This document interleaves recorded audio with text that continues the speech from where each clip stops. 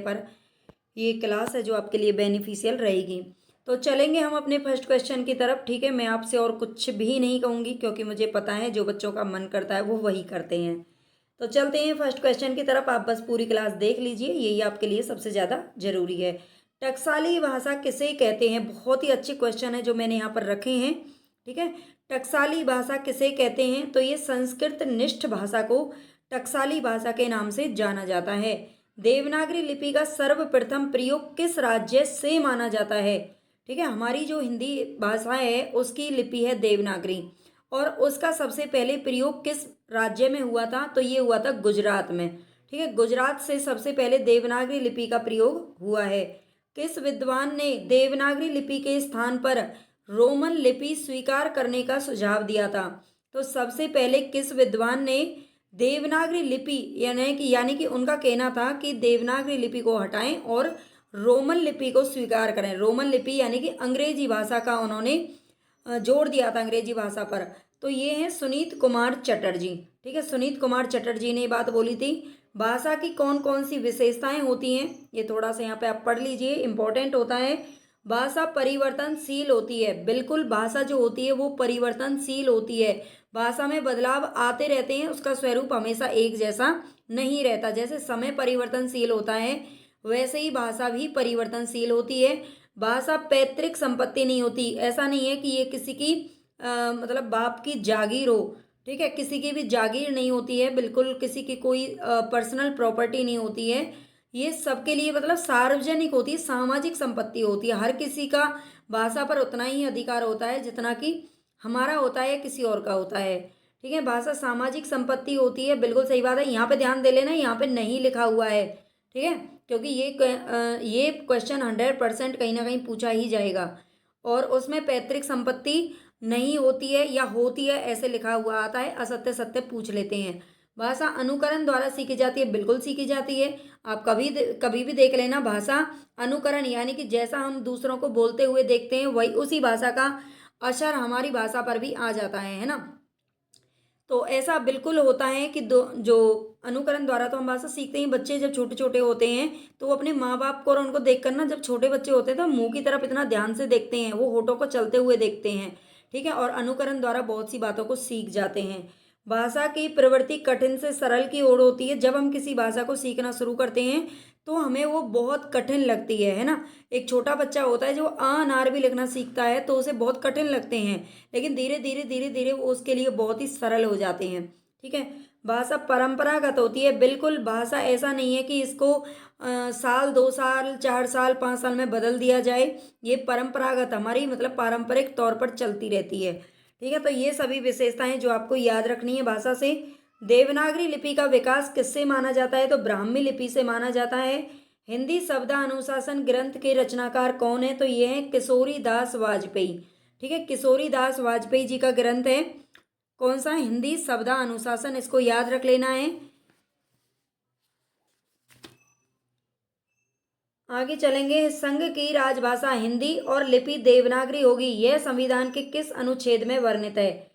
यानी कि किस अनुच्छेद में ये कहा गया है कि संघ की जो राजभाषा है वो हिंदी होगी और लिपि देवनागरी होगी?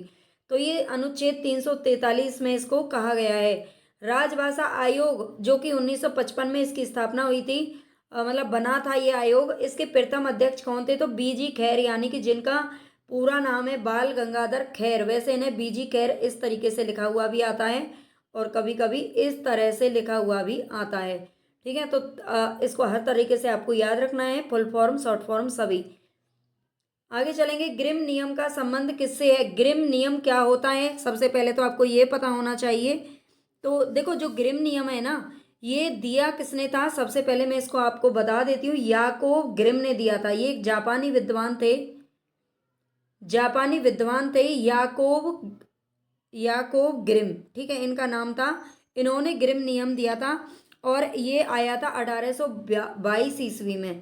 ठीक है, 1822 ईस्वी में आया था। इस नियम का जो संबंध है वो है भारोपीय स्पर्शों से।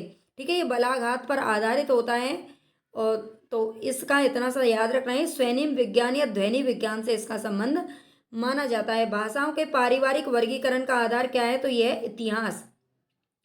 ठीक है। भाषाओं का जो पारिवारिक वर्गीकरण है विश्व की पूरी भाषाओं को परिवारों में बांटा गया है, और जो कि इतिहास इसका मेन जो मूल है वो आधार है।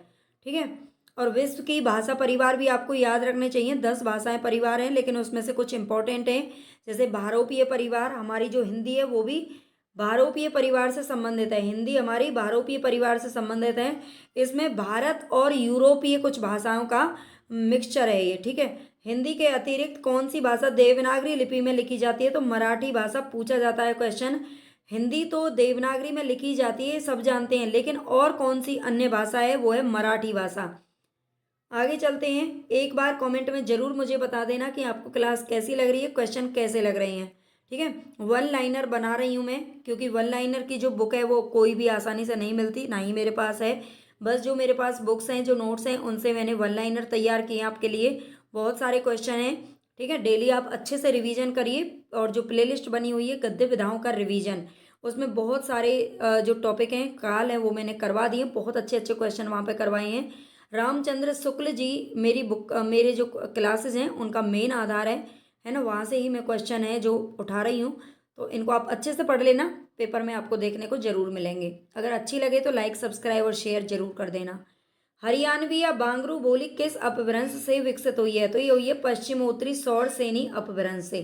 ठीक है। अपभ्रंश से हुई है, लेकिन किस अपभ्रंश से? सौर सेनी अपभ्रंश भी पूछा जाता है, या पश्चिमोत्तरी सौर सेनी अपभ्रंश। हरियाणवी या बांगरू एक ही भाषा का नाम है। पश्चिमी हिंदी की अन्य बोलियां कौन कौन सी हैं? तो पश्चिमी हिंदी की 5 बोलियां हैं। पश्चिमी हिंदी की 5 बोलियां होती हैं। खड़ी बोली, ठीक है, खड़ी बोली, ब्रजभाषा, कन्नौजी, बुंदेली और हरियाणवी। हरियाणवी या बांगरू एक ही नाम है। ठीक है। ये 5 उपबोलियां हैं। ठीक है। इनको याद रख लेना। पश्चिमी हिंदी की इंपॉर्टेंट है, बहुत ज़्यादा पूछी जाती हैं। पूर्वी हिंदी का विकास किस अपभ्रंश से माना जाता है? अर्धमागधी अपभ्रंश। ठीक है। अर्धमागधी अपभ्रंश से माना जाता है। पश्चिमी हिंदी का विकास सौरसेनी अपभ्रंश, पूर्वी हिंदी का विकास अर्धमागधी अपभ्रंश। ठीक है। और पश्चिमी हिंदी की बोलियां ये 5 हो गई, और पूर्वी हिंदी की बोलियां केवल 3 हैं। इनको अच्छे से रट लेना। अवधी, बघेली और छत्तीसगढ़ी। अवधी पे बड़ी की मात्रा आती है। अवधी, बघेली और छत्तीसगढ़ी, ये 3 मात्रा, 3 अच्छे से याद रख लेना। इनके अलावा जो पूछी जाएगी वो पश्चिमी हिंदी की हो जाएगी। बिहारी हिंदी का विकास किस अपभ्रंश से माना जाता है? तो ये मागधी अपभ्रंश से माना जाता है। पूर्वी हिंदी अर्धमागधी से है, बिहारी हिंदी मागधी से है। ठीक है। इनको याद रखना बहुत ही इंपॉर्टेंट होता है। मगही और भोजपुरी किस उपभाषा की बोलियां हैं? बिहारी हिंदी। ठीक है। मगही, भोजपुरी और इसके अलावा होती है मैथिली। तो ये तीनों की तीनों किसकी उपबोली हैं? तो ये हैं बिहारी हिंदी की। ठीक है। उत्तर प्रदेश सरकार द्वारा गठित लिपि सुधार परिषद की 28-29 नवंबर 1953 को बैठक हुई थी। उसकी अध्यक्षता किसने की थी? तो तत्कालीन यानी कि उस समय के जो उपराष्ट्रपति थे डॉक्टर सर्वपल्ली राधाकृष्णन। ठीक है। इन्होंने अध्यक्षता की थी। उत्तर प्रदेश सरकार के द्वारा गठित हुई थी लिपि सुधार परिषद। ठीक है। लिपि सुधार परिषद 28-29 नवंबर 1953 को इसकी बैठक हुई थी, और उसकी अध्यक्षता की गई थी राधा कृष्णन जी के द्वारा। बहुत ही इंपॉर्टेंट क्वेश्चन है, और 2-3 क्वेश्चन इसमें बन रहे हैं, अच्छे से आप पढ़ लीजिएगा। हिंदी खड़ी बोली किस अपभ्रंश से विकसित हुई है? तो ये है सौरसेनी अपभ्रंश। हिंदी का पाणिनि किसको कहा जाता है? कामता प्रसाद गुरु को कहा जाता है। ठीक है। हिंदी का पाणिनि किसे कहते हैं? तो कामता प्रसाद गुरु को कहते हैं। इन्होंने, कामता प्रसाद गुरु ने हिंदी व्याकरण का एक ग्रंथ लिखा था। ठीक है। हिंदी व्याकरण नागरिक प्रचारणी के द्वारा इसको प्रकाशित किया गया था। 1920 ईस्वी में ये ग्रंथ इन्होंने लिखा था। ठीक है। इसको याद रख लेना। अंगिका किस राज्य की बोली है? तो ये है बिहार। ठीक है। बिहारी हिंदी के अंतर्गत नहीं आती, लेकिन ये बिहार में बोली जाती है। त्रिलोचन शास्त्री की कविताएं हिंदी के अतिरिक्त किस अन्य उपभाषा में लिखी गई हैं? त्रिलोचन शास्त्री जो कि प्रगतिवाद के कवि हैं, है ना, प्रगतिवाद, प्रयोगवाद। तो इस इन्होंने हिंदी के अलावा और कौन सी उपभाषा में अपनी रचनाएं की हैं? तो ये है मैथिली भाषा। ठीक है। मैथिली भाषा में की थी। किस तिथि को हिंदी को राजभाषा किस तिथि को हिंदी को राजभाषा बनाने का निर्णय लिया गया था? हिंदी को राजभाषा कब बनाया गया था? 14 सितंबर 1949। इसीलिए हम 14 सितंबर को क्या मनाते हैं? राष्ट्रीय भाषा दिवस, यानी कि राष्ट्रीय हिंदी भाषा दिवस मनाते हैं। ओकार बहुला बोली मानी जाती है छत्तीसगढ़ी। ठीक है। छत्तीसगढ़ी जो बोली है पूर्वी भाषा की उपबोली है ये, मतलब बोली है। ठीक है, छत्तीसगढ़ी, अवधी बघेली छत्तीसगढ़ी, और ये उकार बहुला है, मतलब ऊ की जो मात्रा है ना वो इसमें ज़्यादा लगती है। पाली भाषा की समय सीमा मानी जाती है, सारी जो भी ये भाषाएं हैं उनकी समय सीमा आपको याद रखनी है। तो पाली भाषा की मानी जाती है 500 ईस्वी पूर्व से 1 ईस्वी तक। ठीक है, इसके बाद आई थी कौन सी, प्राकृत भाषा, और वो 1 ईस्वी से, यानी कि 1 ईस्वी से कब तक थी, 500 ईस्वी तक। ध्यान रख लेना, ये पूर्व है, ये पूर्व में दिया हुआ है, 500 ईस्वी पूर्व से 1 ईस्वी तक, और 1 ईस्वी से 500 ईस्वी तक कौन सी थी, तो ये थी प्राकृत भाषा। इसके बाद आई थी अपभ्रंश भाषा, और इसका जो समय है वो है 500 ईस्वी से 1000 ईस्वी तक। ठीक है, और 1000 ईस्वी से अब तक हिंदी भाषा चल रही है। कौरवी किस बोली का अन्य नाम है, तो ये है खड़ी बोली। ठीक है, कौरवी को बहुत सारी नामों से, अलग अलग नामों से पुकारा गया है। कौरवी भी इसे कहा जाता है, नागरी भी कहा जाता है, सरहिंदी भी कहा है, अलग अलग विद्वानों ने, हिंदुस्तानी भी इसको कहा गया है। ठीक है, देवनागरी लिपि में स्वर वर्णों की संख्या कितनी होती है, तो 11 होती है। मारवाड़ी किस भाषा की उपबोली है, तो ये राजस्थानी भाषा की है ना। आगे आपको डिटेल मिल जाएगी, इसलिए थोड़ा सा जल्दी चलते हैं। किसी सीमित क्षेत्र में बोली जाने वाली स्थानीय भाषा को क्या कहते हैं, बोली कहते हैं। कन्नौजी हिंदी किस उपभाषा की एक बोली है, पश्चिमी हिंदी की है। आगे देखते हैं, वाक्य विचार के अंतर्गत क्या अध्ययन किया जाता है, वाक्य का। ये क्वेश्चन पूछा गया था एक बार, लेकिन आप इसमें देखो, अगर ध्यान से देखा होगा तो वाक्य विचार कई बार क्या होता है, बच्चे कंफ्यूज हो जाते हैं। इसके जो ऑप्शन थे वो थे शब्दकोश, उसमें दे रखा था, हो सकता है बच्चे यही समझ ले कि शब्दकोश का ही किया जाता होगा पूरे का, है ना। जब ध्यान से नहीं पढ़े रहते हैं किसी चीज को तो कन्फ्यूजन होना जायज है। वाक्य विचार के अंतर्गत अध्ययन किया जाता है वाक्य का। पंजाबी भाषा की लिपि है गुरुमुखी, अंग्रेजी भाषा की लिपि है रोमन, और हमारी हिंदी भाषा की लिपि है देवनागरी। संविधान के किस अनुच्छेद में कहा गया है कि संघ की राजभाषा हिंदी और लिपि देवनागरी होगी, अनुच्छेद 343 में कहा गया है। राजस्थानी भाषा की उपबोलियां कौन कौन सी हैं, राजस्थानी भाषा की 4 प्रकार की उपबोलियां हैं, मारवाड़ी, जयपुरी, मालवी और मेवाती। ठीक है, 4 प्रकार इसके होते हैं, ये इंपॉर्टेंट हैं, आपको अच्छे से याद रखने हैं। मारवाड़ी, जयपुरी, मालवी और मेवाती। खड़ी बोली किस किस क्षेत्र में बोली जाती है, तो रामपुर, मुरादाबाद, बिजनौर, सहारनपुर, मेरठ, देहरादून, दिल्ली, गाजियाबाद, है ना, इधर वाले क्षेत्र में बोली जाती है। दिल्ली के आसपास के जो इलाके हैं उनमें। इनको आप अच्छे से याद रख लेना, क्योंकि अवधी भाषा एक खड़ी बोली है ना। ये 2-3 भाषाएं जो बहुत ज़्यादा पूछी जाती हैं बार बार। हिंदी की मूर्धन्य ध्वनियाँ कौन सी होती हैं, आपने स्पर्श व्यंजन जरूर पढ़े होंगे, तो उनमें मूर्धन्य यानी कि जिन भाषा को, जिन वर्णों को बोलते समय हमारी जो जिह्वा है वो मूर्धा को छूती है, मतलब टच होती है उससे, जो दांतों के पिछले वाला हिस्सा है, मसूड़ों वाला भाग, वहां से, तो ट ठ ड ढ, ये आप बोल के देख लेना, मूर्धन्य ध्वनियां हैं। अवधी बोली का क्षेत्र कौन सा है, अवधी बोली का क्षेत्र कौन सा है, तो फतेहपुर, कानपुर, लखनऊ, उन्नाव, रायबरेली, सीतापुर, फैजाबाद, गोंडा, बहराइच, सुल्तानपुर, प्रतापगढ़, बाराबंकी, है ना। तो ये सारे यहाँ से ही, ऐसा नहीं है सारे आपसे पूछे जाएंगे, मैंने सारे आपको बता दिए, इन्हीं में से 2-4 ऑप्शन दे करके आपसे पूछ लिया जाता है कि अवधी बोली इसमें से किस क्षेत्र में बोली जाती है, नहीं बोली जाती है। ठीक है, इसको याद रख लेना। हिंदी की कितनी उपभाषाएं हैं, तो इम्पोर्टेंट है, इसको देख लेते हैं एक बार, जो हम पढ़ रहे हैं इतनी देर से, पश्चिमी हिंदी, पूर्वी हिंदी, वो हिंदी की उपभाषाएं हैं 5।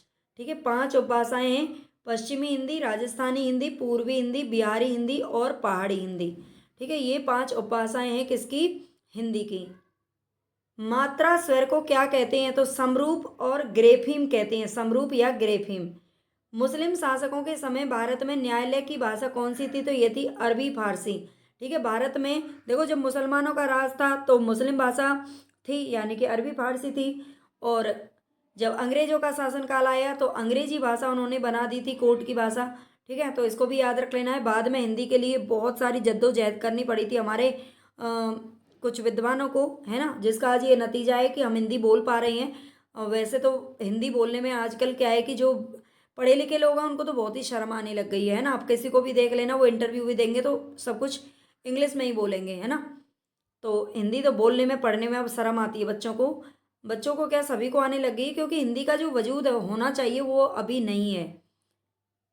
मुस्लिम शासकों के समय भारत में न्यायालय की भाषा थी अरबी फारसी। एक और क्वेश्चन बहुत पूछा जाता है, अकबर के दरबार में फारसी मतलब कौन सी भाषा बोली जाती थी, मतलब कौन सी भाषा वहाँ की जो अदालत की कार्रवाई के लिए काम आती थी, दरबार की भाषा कौन सी थी, तो वो थी हिंदी अकबर के दरबार में, ठीक है। लेकिन बाद में जब टोडरमल के आने से फारसी भाषा को अदालती भाषा बना दिया गया था, ये भी याद रख लेना। टोडरमल हालांकि हिंदू थे, फिर भी उन्होंने फारसी भाषा का वहाँ पर प्रचार करना शुरू किया था। भारत की संपर्क भाषा कौन सी है, भारत की संपर्क भाषा कौन सी है, तो ये है हिंदी। सिंधी भाषा का विकास अपभ्रंश की किस शाखा से हुआ है, तो ये हुआ है ब्राचड़ शाखा से, ठीक है। सिंधी भाषा का जो विकास है वो ब्राचड़ से हुआ है ना, पंजाबी लहंदा से, ऐसे ये भी पूछे लिए जाते हैं।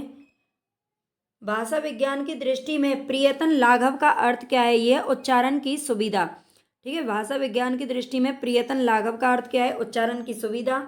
आधुनिक भारतीय आर्य भाषाओं के उदय के पहले आर्य भाषा का कौन सा रूप विद्यमान था, ये था अपभ्रंश रूप, ठीक है। आधुनिक भारतीय आर्य भाषाओं के उदय से पहले आर्य भाषा का कौन सा रूप विद्यमान था, तो ये था अपभ्रंश, ठीक है। इसको याद रख लेना। भाषा की लघुतम स्वतंत्र एवं सार्थक इकाई को क्या कहते हैं, तो शब्द कहते हैं। बहुत से बच्चे यहाँ पर अगर ऑप्शन में उनको वर्ण दिख गया ना तो ठोक देंगे सीधा, है ना, वर्ण। लेकिन नहीं, यहाँ पर पूछा है लघुतम, देखते ही बस वो इतना पढ़ेंगे भाषा की लघुतम, अरे अरे ये तो वर्ण है, बिल्कुल गलत है। लघुतम पूछ रहा है, स्वतंत्र भी पूछ रहा है, सार्थक भी पूछ रहा है, ठीक है, सार्थक भी पूछ रहा है। सार्थक शब्द होते हैं, वर्ण सार्थक नहीं है। किसी एक वर्ण का इस्तेमाल आप किसी चीज के लिए नहीं कर पाते हैं, है ना, तो ये सार्थक नहीं होते हैं। हिंदी में अधिकांश शब्द किस भाषा से आए हैं, संस्कृत भाषा से, ठीक है। हिंदी में अधिकांश जो शब्द हैं वो कहाँ से आ रहे हैं, संस्कृत से आए हैं। बहुत सारे शब्द, उर्दू वैसे तो हमारी जो भाषा है ना इसमें हर भाषा का मिक्सचर है। आप हिंदी बोलेंगे तो देखना उसमें हर भाषा के शब्द हैं जो कहीं ना कहीं उसमें मिल जाएंगे।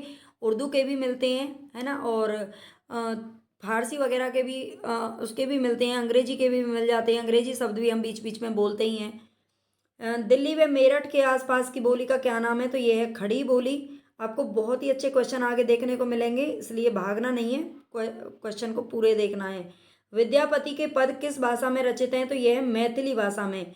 ज्ञान विज्ञान के तत्वों को व्यक्त करने वाली विशेष शब्दावली को क्या कहते हैं, पारिभाषिक शब्दावली, ठीक है। ज्ञान विज्ञान के तत्वों को व्यक्त करने वाली विशेष शब्दावली को कहा जाता है पारिभाषिक शब्दावली। पारिभाषिक शब्दावली का निर्धारण कौन करता है, तो ये है भाषा वैज्ञानिक। पारिभाषिक शब्दावली का निर्धारण करता है भाषा वैज्ञानिक। वैज्ञानिक शैली का तात्पर्य किससे होता है, तो ये वस्तुनिष्ठ शैली से होता है, ठीक है। वैज्ञानिक शैली का तात्पर्य किससे होता है, वस्तुनिष्ठ शैली से होता है। आगे देखते हैं, पत्रकार मॉरिस फेगस के अनुसार समाचारों को पाठक के लिए बोधगम्य कौन बनाता है, संवाददाता, ठीक है। पत्रकार मॉरिस फेगस के अनुसार समाचारों को पाठक के लिए बोधगम्य कौन बनाता है, तो ये संवाददाता बनाता है।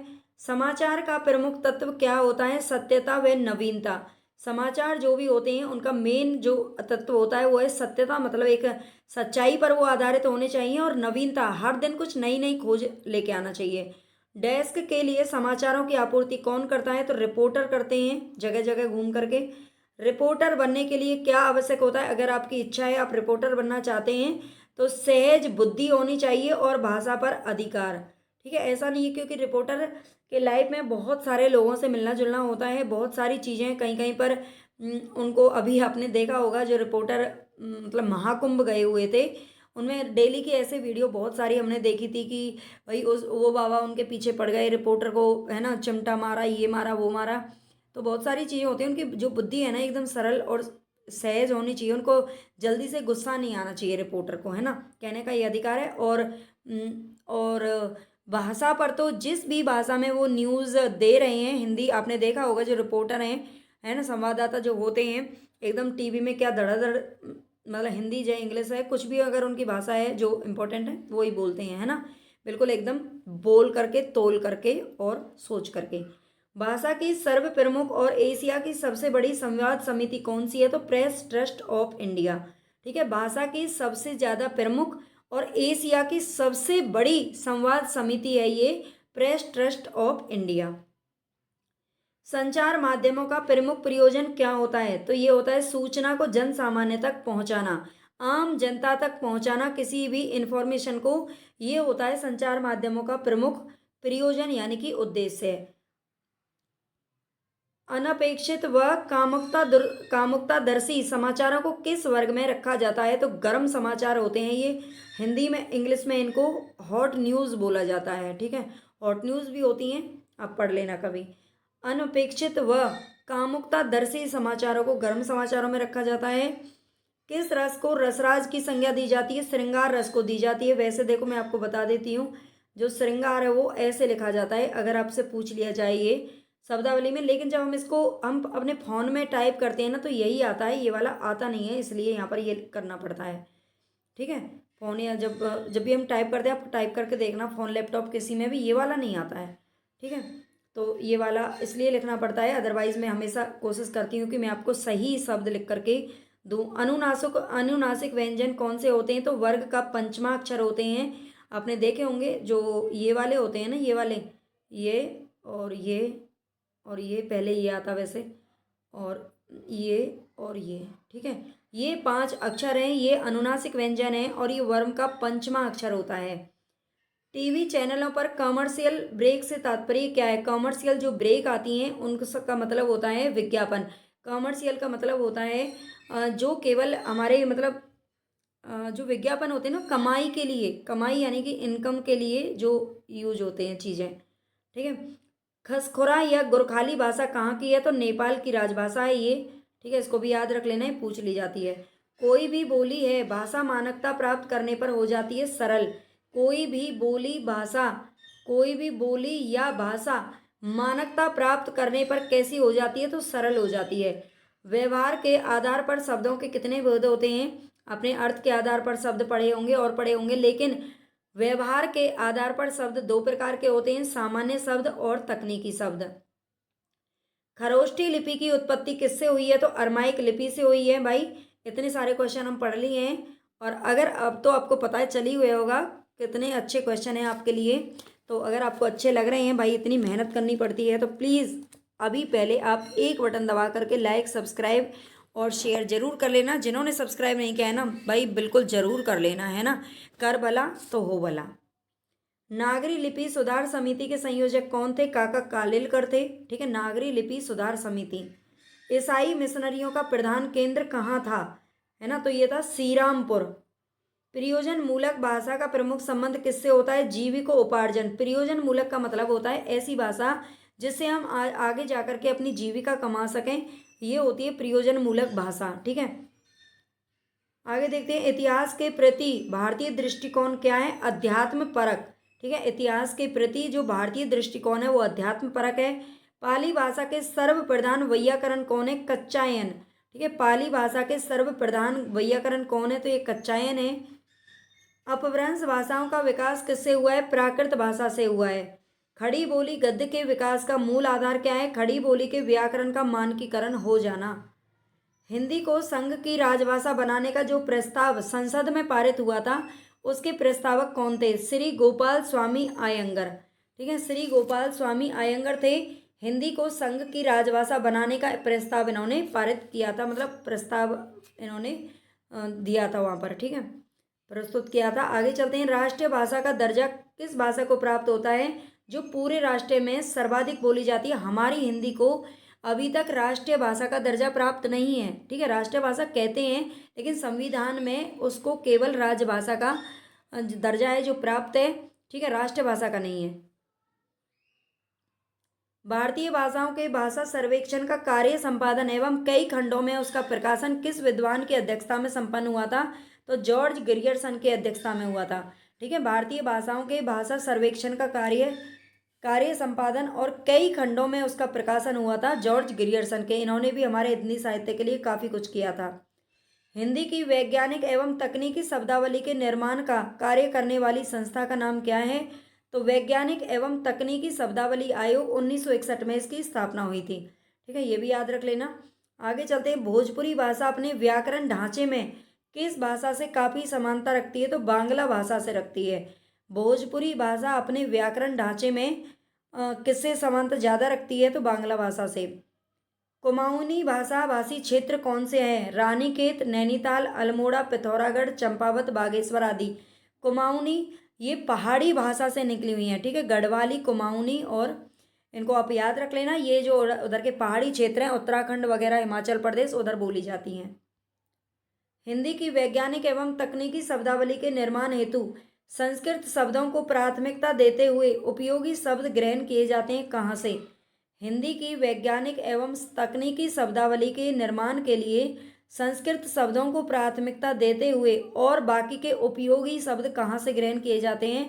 तो सभी मान्यता प्राप्त भारतीय भाषाओं से। और मान्यता प्राप्त भाषाएं कितनी हैं? तो ये हैं 22 भाषा जो हमारे संविधान में वर्णित है। अवधी भाषा की शब्दावली कैसी है? तो यह तद्भव बहुला, ठीक है। अवधी भाषा की शब्दावली है तद्भव बहुला। अनेक संशोधन कमीशन के प्रयासों के बावजूद देवनागरी लिपि परिपूर्णता नहीं पा सकी। इसका मूल कारण क्या है? जो देवनागरी लिपि है वो अभी भी परिपूर्ण नहीं हो पाई है, और बहुत सारे कमीशन बने हैं उसके लिए, बहुत सारे मतलब आयोग वगैरह बने हैं ना, कमीशन वो आयोग बोलते हैं, कभी कभी भूल जाते हैं। तो आयोग बने थे, उसके बहुत सारे प्रयास इसके लिए किए गए, लेकिन फिर भी परिपूर्ण नहीं हो पाई। इसका मूल कारण है अपनी मूल प्रकृति के आक्षरिक होने के कारण, ठीक है। इसमें आक्षरिक है, आक्षरिक होने के कारण ये अक्षर हैं इसके अंदर जो कि थोड़े से कठिन लगते हैं कुछ लोगों को, इसलिए ये परिपूर्ण नहीं हो पाई है। इससे ज़्यादा सरल लोगों को अंग्रेजी लगती है सीखना। लिपियों का सही विकास क्या है? मोस्ट इंपॉर्टेंट ये क्वेश्चन है, इसको अच्छे से देख लेना। चित्रलिपि, सूत्रलिपि, प्रतीकात्मक लिपि, भाव मूलक लिपि, ध्वनि मूलक लिपि, ठीक है। ये लिपियों का सही विकास का क्रम है। सबसे पहले चित्रलिपि, फिर सूत्रलिपि, फिर प्रतीकात्मक लिपि, फिर भाव मूलक लिपि, फिर ध्वनि मूलक लिपि, ठीक है। इसको इंपॉर्टेंट है, स्टार लगा लीजिए और याद रख लीजिए।